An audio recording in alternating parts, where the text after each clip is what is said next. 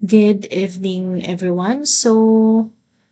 Um, I will create a video of the demonstration of um, for the input validation para dun sa program kahapon na nagawa ko.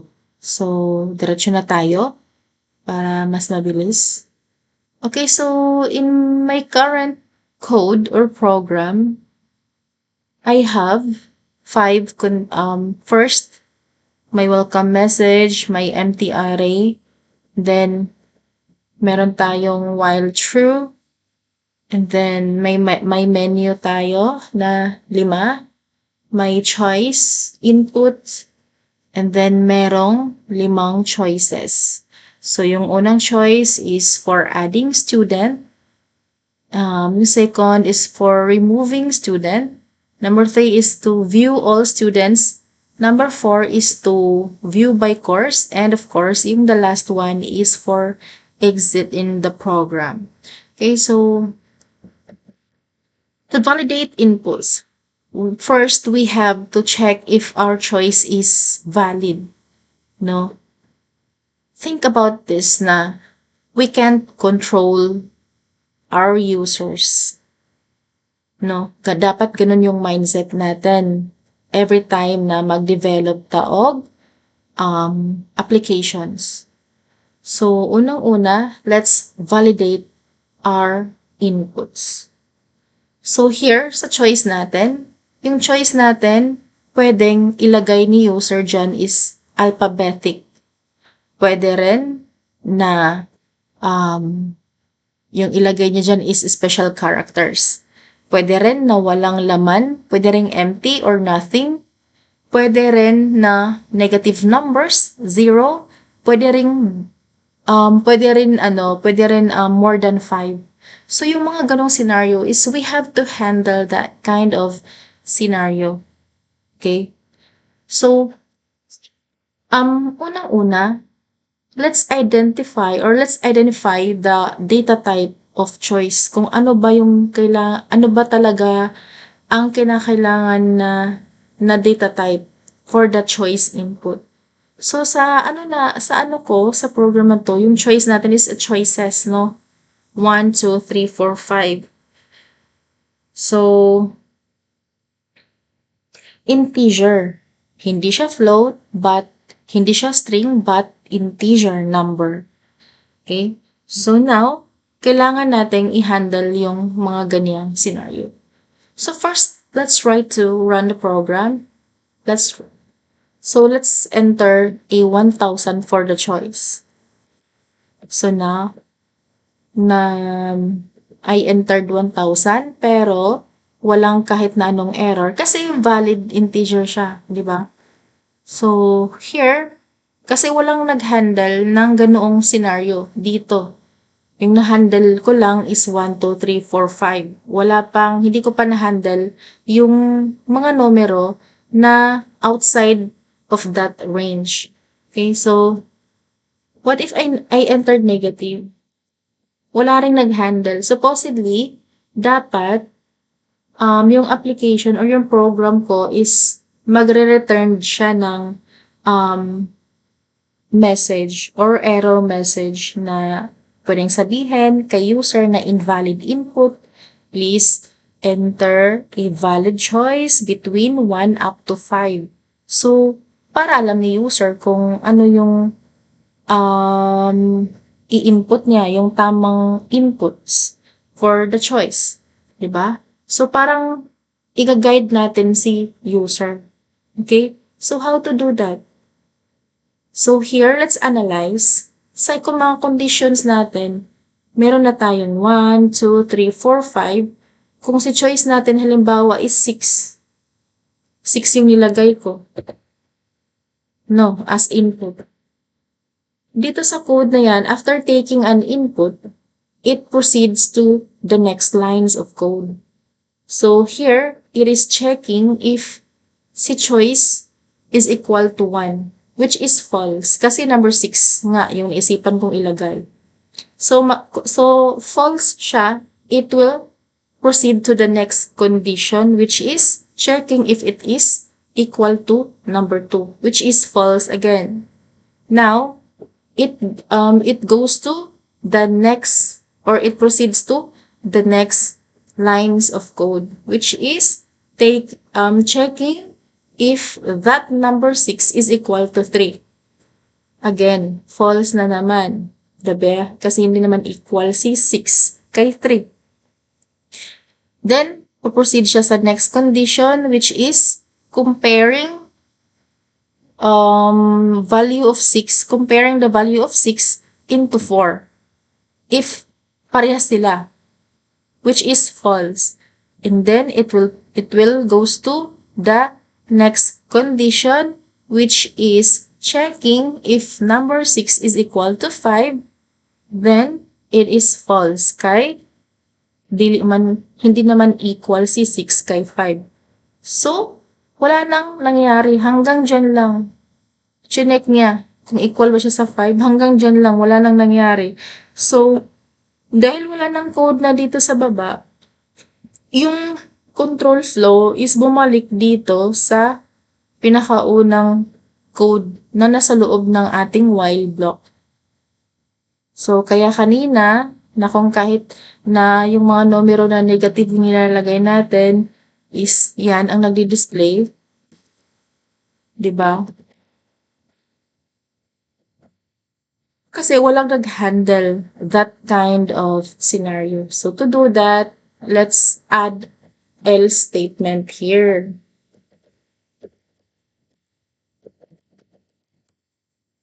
Magpapaprint tayo ng invalid choice.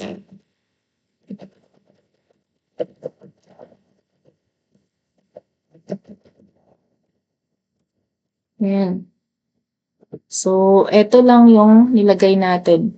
Okay, so, yung nilagay ko. So, run the program, and then 1,000. Yan. Invalid choice, please enter between 1 to 5. 1 and to 5. So, yan. Alam na ni user na mali yung input niya, hindi pala pwedeng 1,000. Dapat pala talagang between 1 and 5. So, let's try to negative number. Again, invalid choice pa din. Diba? Let's try to add number 6 and invalid choice pa din. Okay?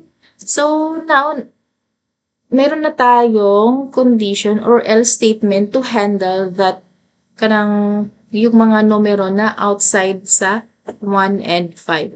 So now our choice is, what if our choice is an alphabet?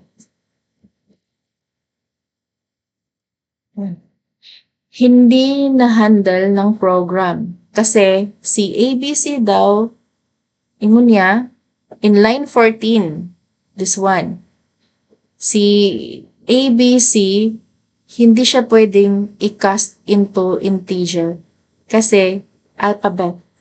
Si int na method, that is for casting in numeric value into integer. Diba? Kasi yung input natin is always a string. Tumatanggap siya ng string. Kahit 1, 2, 3, 4, 5, no, i-interpret na niya as a string. Kasi si input yan, no? Hindi naman natin dinirect na kinas din yan. So, kailangan natin i-check if yung si choice is is having a numerical value. So, how we can check that? So, like sa diniscuss ko, to check if an input is in numeric, we can use is digit method. Diba? So, gagawa lang tayo ng condition. Choice. Tatawagin natin yung string na kailangan nating i-check if it is a digit. Right?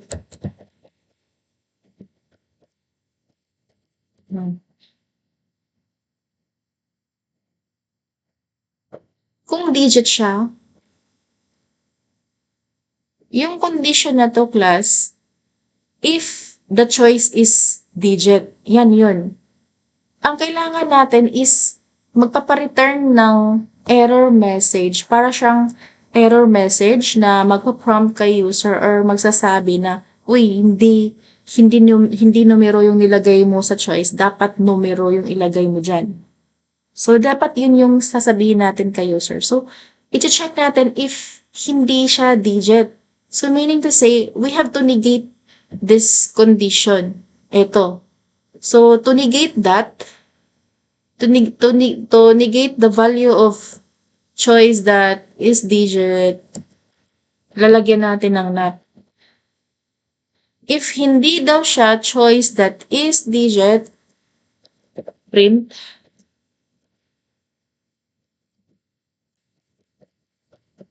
invalid choice.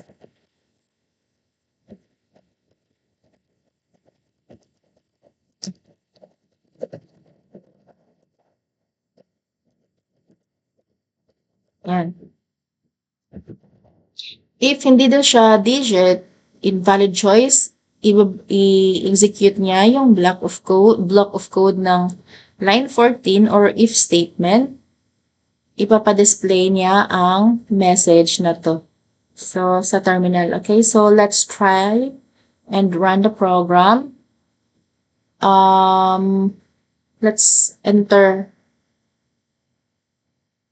6 muna. No outside sa range. Invalid choice, please enter between 1 and 5. And A, B, C, D. Okay. So, I entered A, B, C, D. Yung response niya is invalid choice. Please enter a number between 1 and 5. However, there's an error occurred. Okay? So, in line 17, ingon niya, ang sabi niya, si choice daw, ganito, ayan, invalid literal for int with base 10 A, B, C, D. Ang ibig sabihin lang nito, si A, B, C, D, eto sa line na to, hindi siya pwedeng i-cast into integer. So, hindi siya pwedeng i-transform or i-convert into an integer type of data kasi alphabet, 'di ba?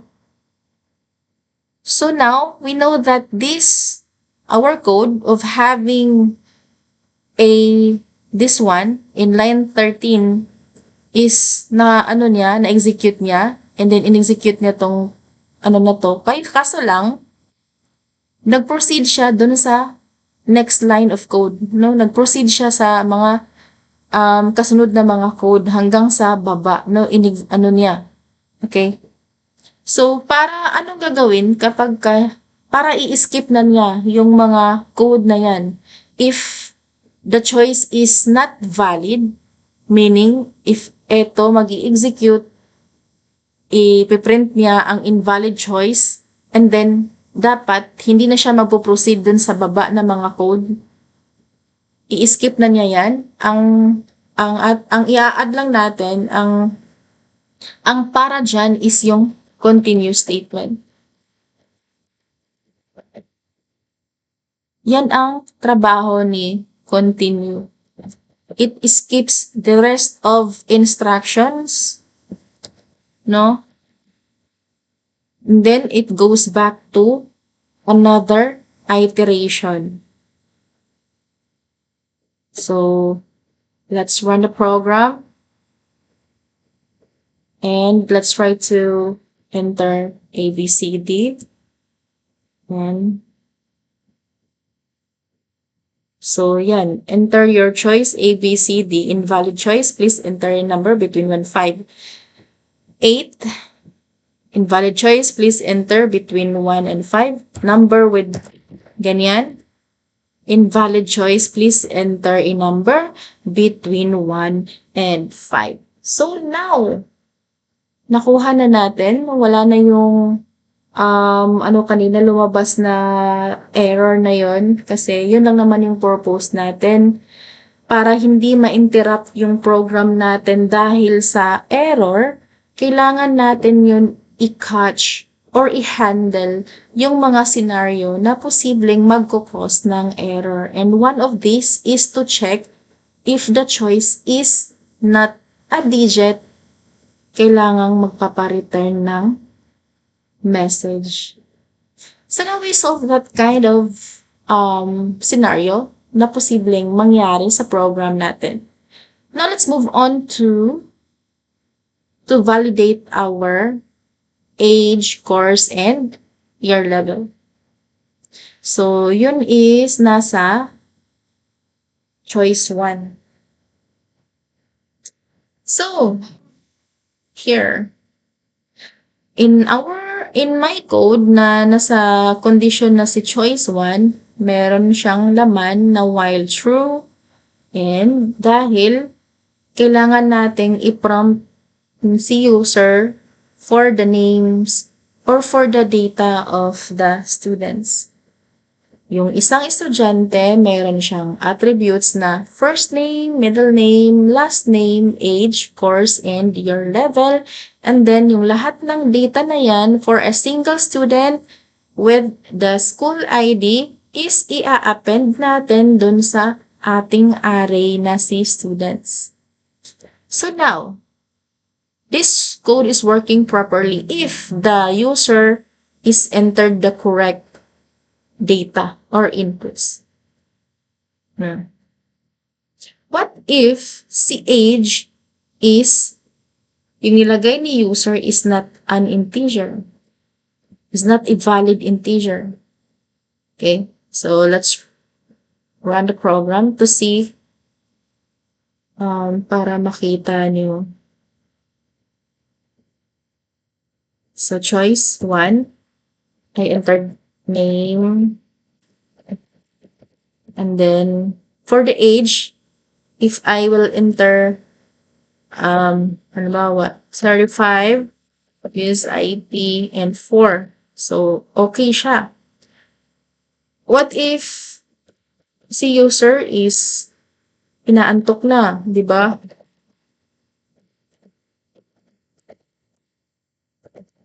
Tapos ilagay niyang para sa age na input is A, B, C. Tapos may number ganyan. A, B, C lang muna, A, B, C. So dapat yung program is magre-return ng message na, uy, nganong ABC man ang imong gibutang diya for the age input. Iwala namang ABC na edad. Okay? So, dapat hindi na siya muna manghihingi ng kurso. I-validate niya muna, hihingi muna siya ng mga validated inputs. No? Kailangan ma-validate si age before it proceeds to the next input. Diba? So, ano lang natin? Unang-una dyan, kailangan nating i-handle ang handle if age is empty, handle if age is not a digit.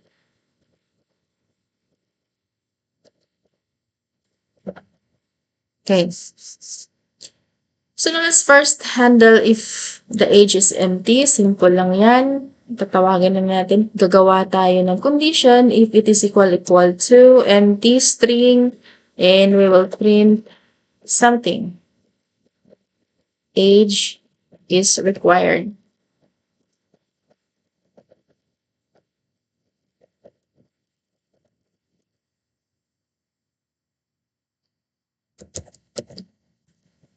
Ganyan. Tapos, syempre, para i-skip na niya lahat ng mga code na nasa baba, lalagyan natin ng, syempre, continue. Now, next is we have to handle if the age is, if age that hindi siya digit, no? Katulad ng ginawa ko kanina.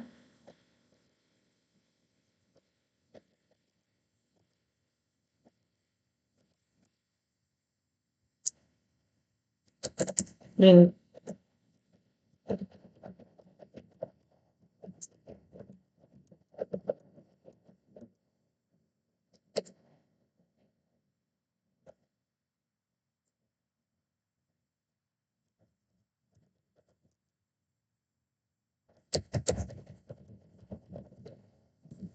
Yan. Again, i-continue pa rin natin. Kasi we want to skip all the instruction after that. Kung hindi pa siya na-validate, kailangang bumalik siya doon sa pinaka taas na unang na code, no? Hindi muna hihingi ng kurso, babalik siya doon sa pinakauna, which is taking a first name. You know what, class, in real, hanggat if halimbawa, if si age is not valid, dapat yung program is babalik siya sa paghingi ng age. No? Dapat yan yung tamang process or flow ng program. Pero etong program natin na to is hindi siya ganun, okay? So mamaya na siguro yan after validating this, after doing this simple validation, no? Simple validation na to, basic validation, no? Mamaya is gagawin kong reschedule the okay.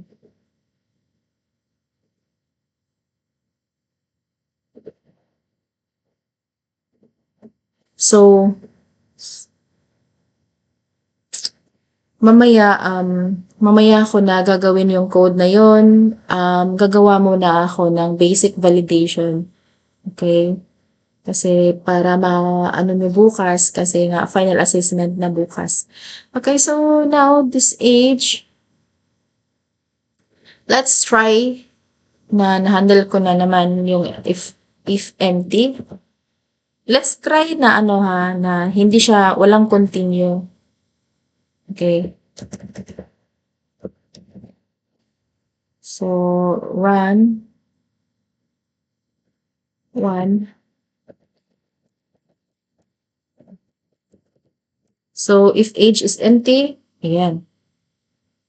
Age is required. It cannot be empty. Okay? So, invalid age. Age must be a valid integer. So, class, ito pala, hindi na natin kailangan to handle empty kasi ang empty string class is also interpreted as a character. 'Di ba? Yung I mean yung walang laman. What I mean is yung empty is na-handle siya dito. Kasi nga yung condition na to is to check if si age is a valid digit. If it is not valid, this code will execute. Kung hindi digit, halimbawa, yung empty, hindi naman yung digit kasi empty, 'di ba? So si tawag nito, si ABC na-handle pa rin dito kasi hindi naman siya is digit. So if si age is not a digit, print invalid age.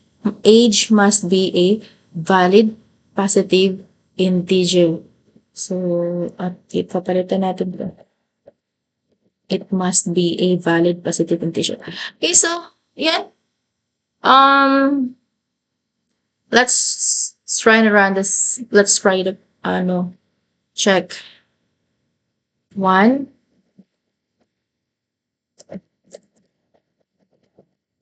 And, okay. Age is, halimbawa, ABC. So, for the age, nilagay ko is ABC and then it returned a message, invalid age. It must be a valid positive integer and then it goes back for asking a first name. So, masumhan dyan sa kungalan yun ba? Age, halimbawa, A, B, C with number. Still, no, nag-return siya ng invalid age, it must be a valid positive integer. Then, let's try to enter empty age. Ayan. Nag-return pa rin siya ng invalid age. It must be a valid positive integer. Okay? So, meaning it handles the scenario of if it is empty or if it is not a digit. Kasi, yung empty string is not a digit naman talaga. Right? So, yun, handle na dyan. Meron na tayong validation for the age. And let's proceed to validation for the course. Papakita ko pala class kung walang continue ha. Para makita nyo again. Kasi alam ko naman kanina na pinakita ko na dun sa choice. Again, ipapakita ko kung anong mangyayari kapag walang continue dito. No? Nag-validate tayo. Chinek natin if si age is not a digit, magpapareturn siya ng message. And after returning a message, after displaying this message, wala nang ibang instructions. So, choice is 1.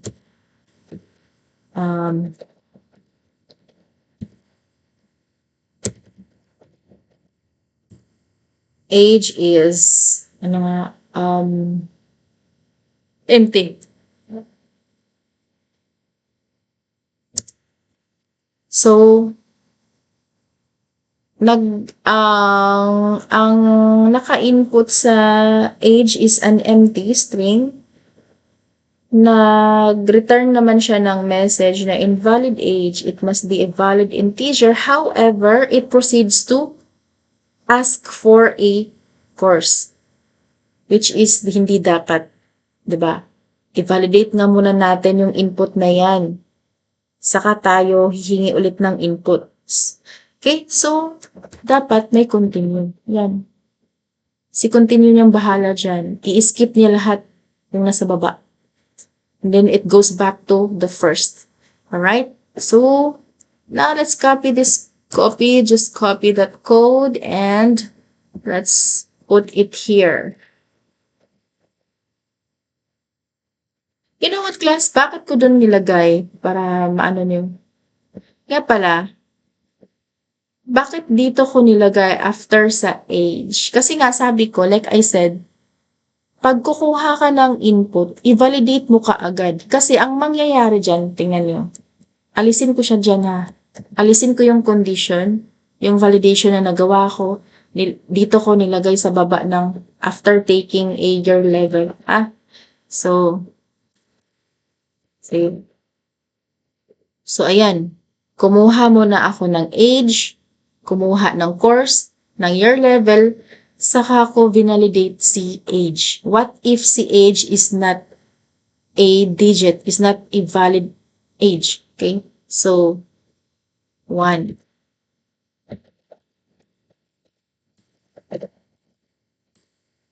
Age, halimbawa, ganyan. So, eto, nag-provide na ng input, hindi siya sakto, dapat integer or numero, pero inaccept dito, dito sa is nanghingi pa rin siya ng kurso. Hihingi ng kurso, hihingi ng year level, and then, saka pa lalabas yung invalid age, it must be a valid positive integer. So, hindi siya tamang proseso. No? Mali yung natin, logical natin. Meron tayong logical error sa sa flow. Hindi tama yung flow. Okay, so dapat like I said, kuha ka ng input, validate muna. So dapat validate muna saka kuha ng another inputs. All right? So ganyan. And then, see your level here. We will validate the year level. Ganyan. Then, so, now, validated na si year level and at saka si age, no? We know that this will work fine. Tapos, ang problema lang natin, what if si age is negative? At saka what if your level is negative din. Okay? So, 1.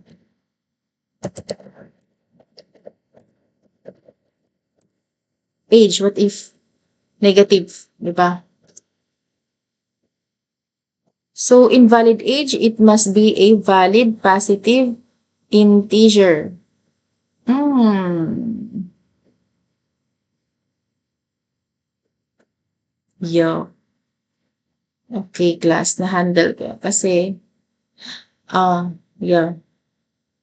Ano mang God siya, class? Negative. Si age kasi, explain ko, bakit na-execute pa rin niya to? Bakit na-detect pa rin niya na hindi valid daw? Hindi daw siya valid na digit. Which is, kung sa atong hunaon nato, na may negative na number. Okay? 'Di ba? So, class pala is, si input is always a string. Yung dash, which is negative, yung parang negative, ganyan, negative 5, ganyan. Yung dash, yung unang character is a special character. So, kaniya siya nga input will be interpreted as not a valid number. Kasi nga, string. Diba? Tapos, yung dash is in-interpret niya as string. String kasi yung hiningi eh. Hindi naman nakalagay dyan, integer. So, yun.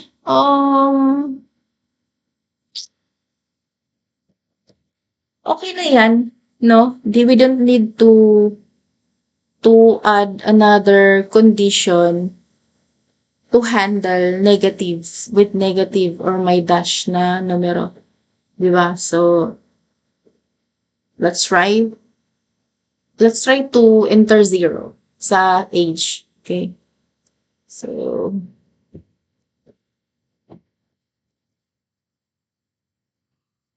syempre papasok yan kasi si 0 is a number. Diba? Your level, if negative 5, ganun din. Parehas din sa ano. If 0, test natin if 0. 0 si your level. Yan, I mean, si your level pala. 0. Yan, pumasok pa din, no? Na-save niya is ang estudyante na yung age niya is 0, tapos 0 din yung ano niya, yung tawag nito your level. So, yun yung i-handle natin, no? Kailangang ma-handle. So, it is really important to run our program every time na naatay update. No? At saka be very cautious sa mga inputs na binibigay. I mean outputs na mga binibigay. Okay? So now, tumatanggap siya ng 0. So, pwede naman natin lagay dyan if age is less than 1. Diba? Magpapareturn din tayo ng like this. Invalid age, it must be a valid number. It must be a valid number more than above. It must be a valid number.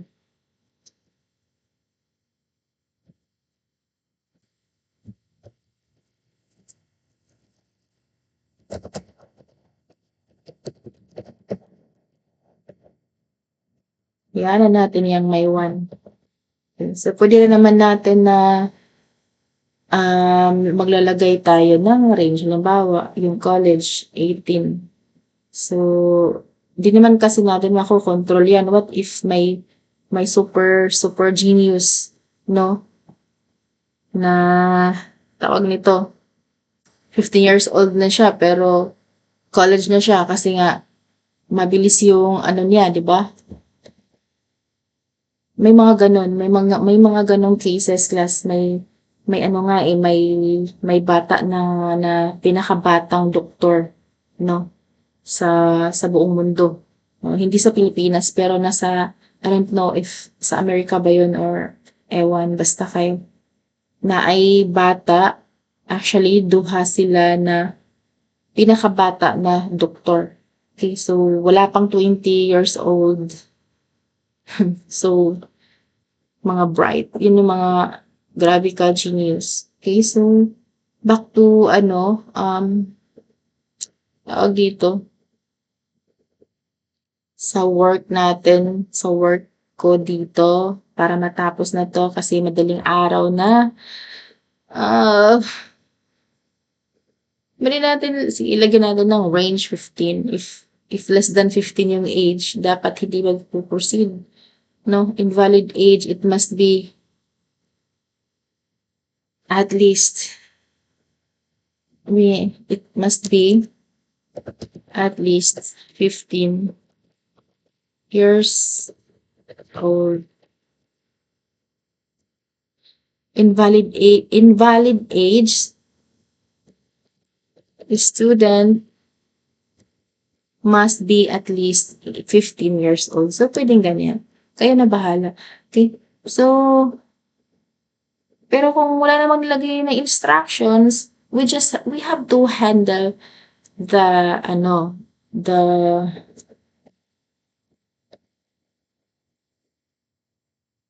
zero. Kailangan walang zero na edad.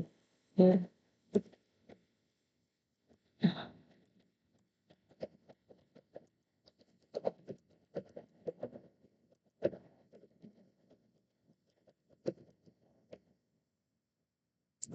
Yan. Invalid age, age should be above 1. Okay? So, ganyan. So, si year level naman, we can also do that here. Kasi, pag year level, dapat 1 up to 4. Kasi first year hanggang fourth year yung i-require natin. So, si year level, ganyan. If si year level daw is less than 1, or your your level is greater than 4, invalid your level. Your level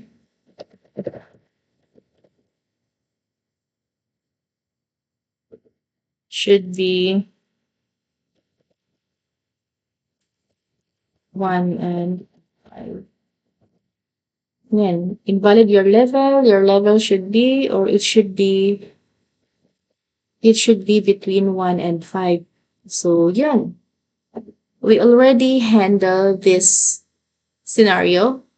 Kung si user is mag-input ng um, less than 1, negative numbers, or more than 4, which is 5, 6, 7. Okay? So, ito yung lalabas sa terminal. Then, i-continue para hindi niya ipo-proceed dun sa baba, babalik siya kaagad dito. Okay? So, now, si course na lang. I-handle natin if it is empty. Ganito lang yung pagkaano niyan. Structure. Ganyan.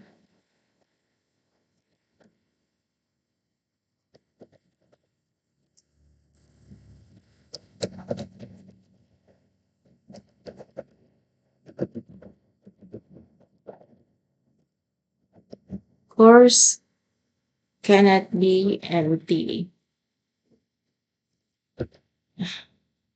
Continue. Course cannot be empty. Please try again. Yan. So, na-handle na natin. Okay na. we handle, we add validation for age if it is not a valid digit, or if the number is less than 0 or less than 1.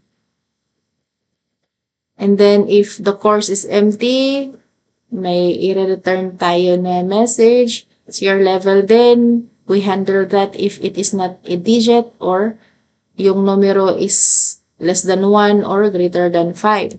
Now, run the program. Enter choice 1, which is Amilo Galindo. Now, si age is ABC. Yan. It shows the invalid age. It must be a valid positive integer. Okay, so let's put another. So this is very tiring kasi palagi kang nag-i-enter ng first name, middle name, last name. Age is what if it is empty. Yan, invalid age, it must be a valid positive integer. Again, input na naman tayo hanggang sa maka-input ng valid age. Saka siya puproceed dun sa course. So, halimbawa, -5, invalid age pa din. So, we handle that kind of scenario na naman. So, sakto yung sakto yung nilagay ko na code. Alright. So, yung pag-handle, ganun lang. So, add na, natin, edad 35. So, now, what happened? Yeah. Okay. Type error, not supported. Okay, so, this is, na naman to, lumabas ang error dahil where? Line 34. In line 34, kasi si age here, again, this is a string. Now, here, we compare a string into an integer. So, para mas ma-avoid yung error na ganun, i-cast natin into integer. The same here, your level. We will cast this into integer. So, ganun lang ang pagsisolve ng mga error. Yan. So,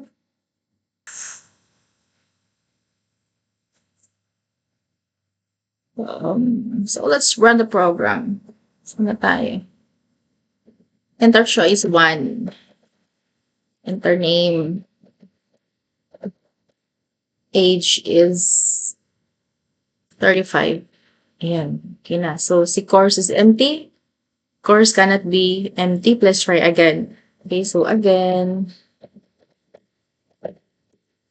Okay, si age 25 and then course is VSIT. And then enter your level. Okay. So that's it, class. No, your code is working fine. It handles this kind of scenario. So it's a matter of having a knowledge about how to implement this kind of programming construct, like si if, no? Hindi naman sinasabing hindi naman tawag nito, hindi naman sinasabi na wag kang gumamit ng if, 'di ba? Na walang else or walang elif. So pwedeng ganito, pwedeng if statement lang. Ganyan. Kahit walang else, walang elif, pwede 'yan. Okay? So if not, 'di ba? If not, your level is digit. If hindi daw digit see your level, it will print the invalid your level, and it will continue kasi hindi natin siya isi-save, no? Hindi natin i-execute yung mga code na nasa baba hanggat hindi na-validate yung input. Okay? So like I said, again, if we are taking an input from the user, let's validate that before proceed, before to get or before to take another input, no? Halimbawa here, si age, humingi tayo ng input, no? We allow user to input the age, and then we validate that age if it is a valid digit. And then next is we validate that age if it is less than 1, magpapa-return tayo ng message. And then and so on. Saka na tayo nanghihingi ng course. Okay? Validate first that input, and then saka magpo-proceed sa another input. Okay? So, gumamit nga lang tayo ng while true dito. Yan. Diba? Kasi, yung indication natin to end this inner loop is again, yung if si user mag-enter ng done as the first name. Kung si first name is equal to done, it will break this inner loop. And then it will goes back to here. So, again, I guess that's it. No, meron pa pala. Meron pa ako nakalimutan. Yung, eto, sa application in real world programming, yes, na-validate na natin, but it should not goes back to ask for a first name, which is validated na siya. Sayang yung oras ng user kung halimbawa nandito na siya sa year level, tapos nagkamali siya ng lagay sa year level, tapos bumalik ng paghingi ng first name. So hindi ganun, hindi dapat ganun. Okay? So paano, anong gagawin natin para it will, halimbawa invalid si year level, it will ask again for a year level. Kung invalid si age, it will ask again for a valid age. Hanggat si user makaprovide ng valid age, saka siya proceed dun sa paghingi ng kurso. So, here's to do that. Either we can wrap this, halimbawa, either we can wrap this, in a while loop. Pwede naman. Diba? Pwede rin na gagawa tayo ng function for that, to handle that. Okay, so function. Si function class in Python, it defines with def keyword followed by the function name. So let's say we validate age validation. Ganyan. So para mas ang plano ko is to pass the prompt message, no? Well, papasa ko ba si prompt message? Sige, papasa ko na lang. So here, maglalagay ako ng parameter or placeholder for the value from the caller. No? So, kasi, dito sa age muna tayo, si age. So here, si age, yung prompt message lang yung kukunin natin. Ito yung ipapasa natin. Tatawagin natin yung age validation, and then let's ganyan. So, si age na variable is equal to age. Bakit may I?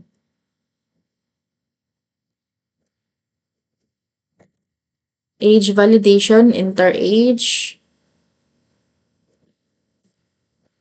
Okay.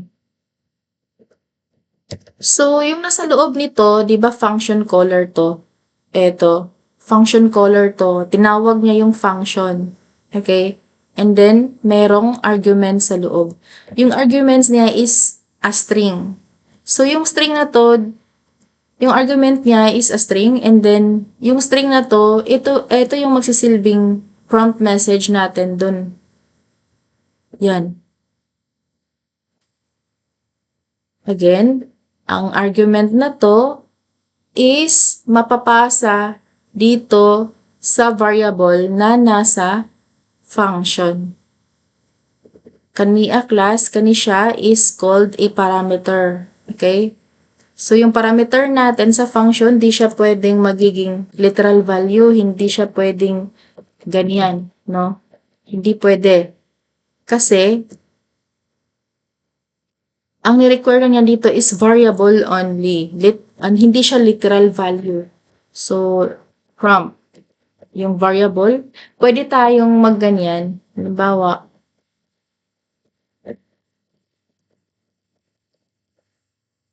pwedeng ganyan, no? Variable is equal to ganyan. Pwedeng ganito, but, hindi pwedeng literal value na diretsyo na ganyan or ganyan, di ba?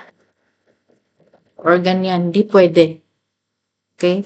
So, dapat variable with a default value. Pwede rin ganyan.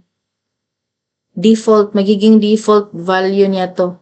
Okay, so, default value, enter age. Tapos, dito, hindi ko lalagyan.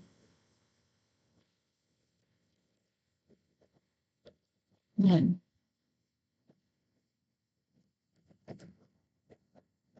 So, yung si prompt variable is meron siyang default na value na enter age. Okay? So, we can also use that prompt, right?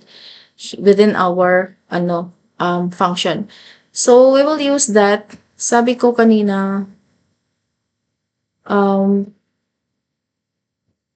para palagi siyang humihingi ng age if hanggang sa valid yung age na ilalagay, kukunin natin tong mga validation na to. And then, dito natin sila ilagay. I-wrap natin sila into while true. Ganyan lang.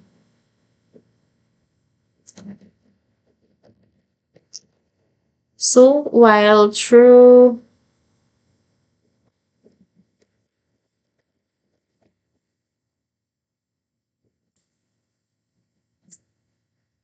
tapos dito sa baba, magpapa-return tayo ng age.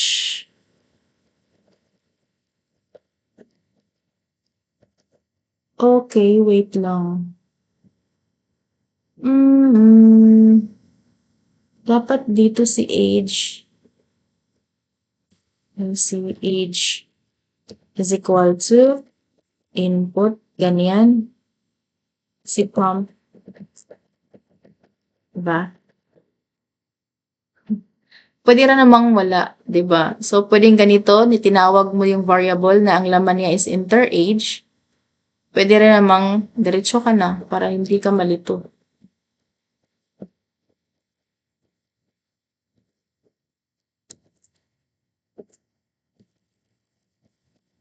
Yan. So, now, ano ba tong return?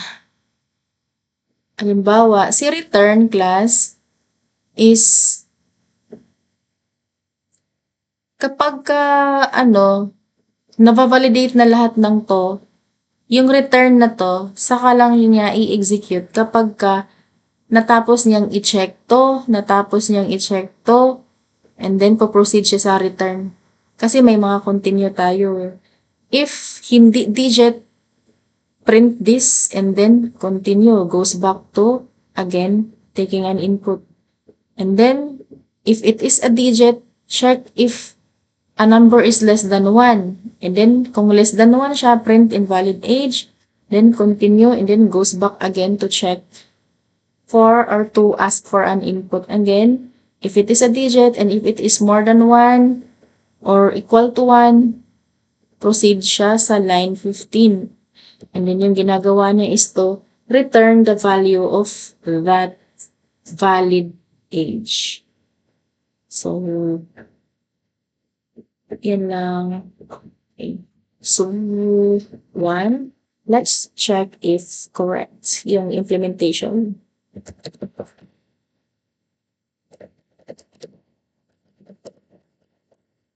Enter age. Halimbawa, ABC. Okay, so it's working. Empty.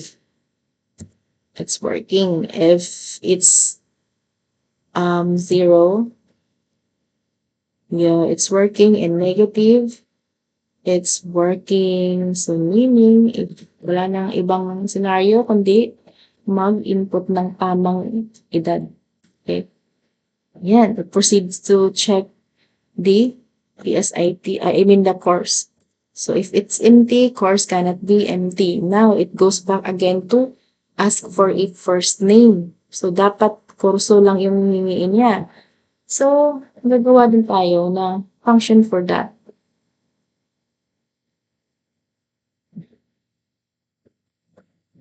This course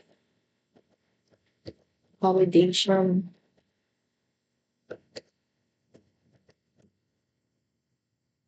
Class, pwede tayong mag-implement ng try-except pero kung, ewan ko kung saan kayo nadadalian, isa sa inyo na yun, while pro pa dun. Tapos dito is course. Yung course na natin, enter the course, invalid course. Asa na yun?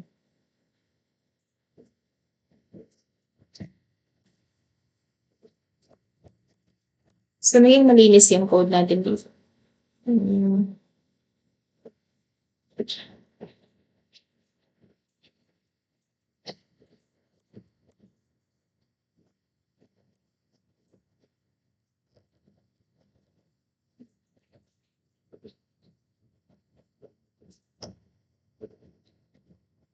Yan. Tapos, si course dito, tatawagin natin yung function. Yan.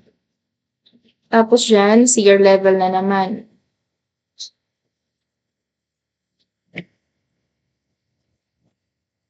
Let's copy that one and then create a function to handle your validation.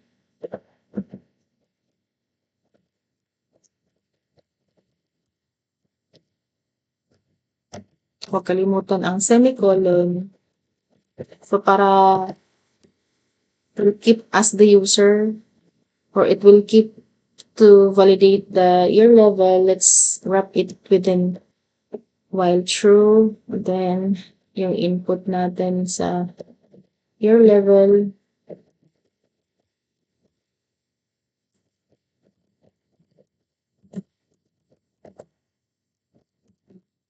Yan. Now, for the year level, here, tatawagin natin yung function na si year validation. So, yun lang. So, class, let's run our program. No? Meron tayong ginawang tatlong function which handles the age validation, course, and year validation. So, enter choice, which is adding student, 1, and then enter name, age is empty. Okay, age is ABC. Age is ABC with numbers. Number muna, saka ABC. Negative number. Diba? So, 0. Okay, 1. Alright? So, empty course. Yan, cannot be empty, empty, empty. So, last IT. Your level, enter your level, 0. Okay, so negative Okay, so ABC. And ABC number and number with ABCD something. Okay, so you're level 3. Oh, wait. Bakit tama na tas nanghingi siya ulit ng your level? Wait, what is happening here?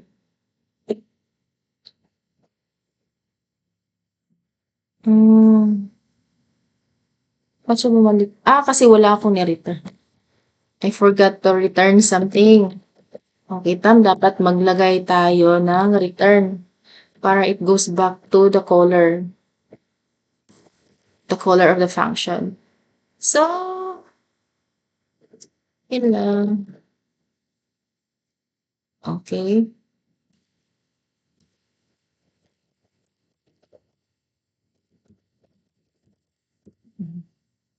Age. Your level is 36. Yun. Diba? Okay, so your level 3. Ayan, added successfully. Okay? So, done. View all student. So, meron tayong isang estudyante, view by course, and of course, yun na, 5 exits. Okay, so that's all. And, ayan, no, gagawa talaga ng function. Okay, with while true para ulit-ulitin niya yung pag-a-ask ng input hanggang sa validated na yung input natin sa kanya i-return. No, i-return niya yung value, goes back to our function caller. Okay? So that's all class, and see you tomorrow, and good luck for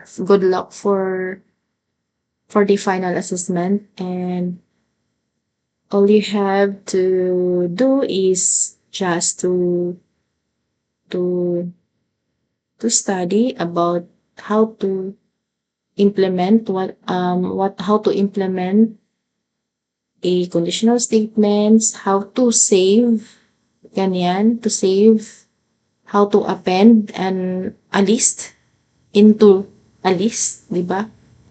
So that is how makes it two-dimensional array, kasi yung list is inappend natin dun sa list pa din. Okay? So, let's just call students yung pangalan ng list natin, dot append, then followed by the close and open parenthesis, and then yung data na i-append natin. Okay? So, sa atin kasi, listahan yung inappend din natin. Kasi, yung isang buong data ng estudyante is 6 yung ni-require, di ba? So, ano pa? Yung print, again, yung print, walang equal yan. Hindi siya ganyan, no? Walang equal sign si print. Yan, hindi ganyan si print, okay? So, yung si print, tandaan nyo, method yan, no? Na may kasunod na close and open parenthesis. Tsaka yung arguments or parameter na nasa loob niya is yun yung string, no? Na i-display dun sa console. And then, si input method, it is a method also. Function or a method, no? Same lang yan sila. Tapos, yung nasa loob na parameter ni function is a prompt message. Ito yung magsisilbing tawag nito, magiging label to, no? Dun sa input para alam ng user kung ano yung kailangan niyang i-input, 'di ba? So, nagsisilbing message para alam ni user na nagsasabing parang para nagbibigay ng instruction sa user natin on what to input, alright? So, conditional statement. Si conditional statement, you can use conditional statement only if statement. Pwedeng ganyan, valid yan. Okay? And then, we can use conditional statement if statement or if with elif or if elif and else, no? Depende sa mga kinakailangan, kailangang gawin. Kung may mga conditions, no? We can use conditional statement. And then, we can use break inside of the loop. We can't use break outside the loop. You can see here. Hindi natin pwedeng ilagay yung break outside sa loop. Diba? Ha? Okay? So, kailangang nasa loob siya ng isang loop. Or else, hindi siya mag-work. Okay? So, yung continue, ganun din, the same sa break, but different sila ng purpose. Si break is to break the loop prematurely, as in, lahat i-end niya yung loop na yan. Pero si continue is just to skip the rest instructions of that iteration. Magpo-proceed siya dun sa next iteration. Okay? So, while loop. Kailan tayo gagamit ng while loop? We will use while loop if we want to keep or if we want to ask the user continuously for an input. No? Kung meron tayong gustong iulit-ulit na mga instructions na to take an input from the user, gagamit tayo ng while loop. And then, kailan gagamitin si for loop? We will use for loop, no? To iterate over a sequence or a list. No? Iisa-isahin niya yung mga elemento sa loob ng listahan. So, again, that's all. And yung terminator, don't forget, yung terminator, may mga terminator tayo sa conditions natin, conditional statements. So, while loop and sa for loop. Sa for loop, asan na yung for loop natin? Ayan. May mga terminator. Tsaka as well as yung function, may mga terminator yun. Okay? So, again, class, that's all. And again, see you tomorrow. Goodbye.